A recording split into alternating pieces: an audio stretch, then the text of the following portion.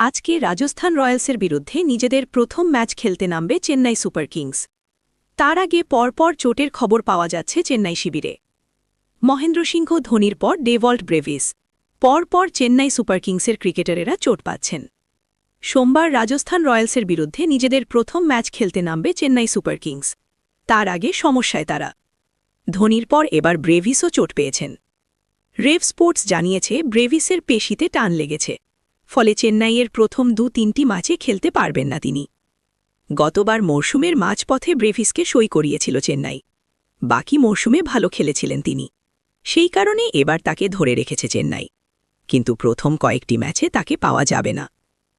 বিশ্ব ক্রিকেটে baby AB নামে পরিচিত ব্রেভিস।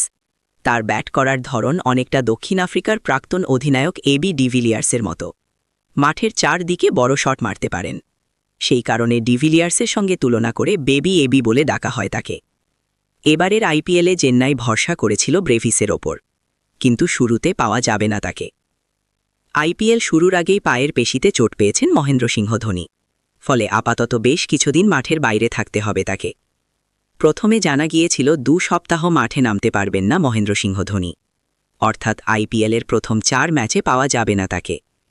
কিন্তু এখন জানা গিয়েছে ধোনির চোট সারতে আরও সময় লাগবে, ফলে ২ নয় ৩ সপ্তাহ মাঠের বাইরে থাকতে হবে তাকে। সিএসকে সূত্রে খবর, কঠোর অনুশীলন করতে গিয়ে চোট পেয়েছেন ধোনি। চিকিৎসকেরা জানিয়েছেন পুরো সুস্থ হয়ে মাঠে নামতে ৩ সপ্তাহ লাগবে তার।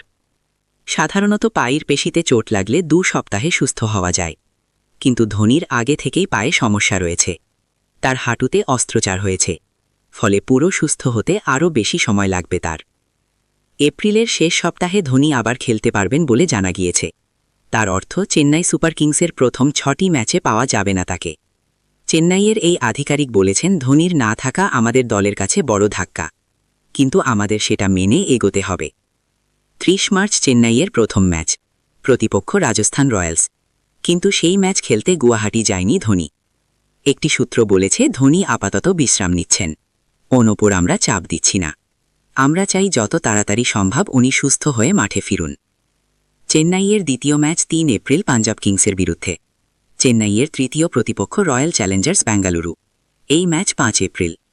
চেন্নাইয়ের চতুর্থ ম্যাচ ১১ এপ্রিল দিল্লি ক্যাপিটালসের বিরুদ্ধে।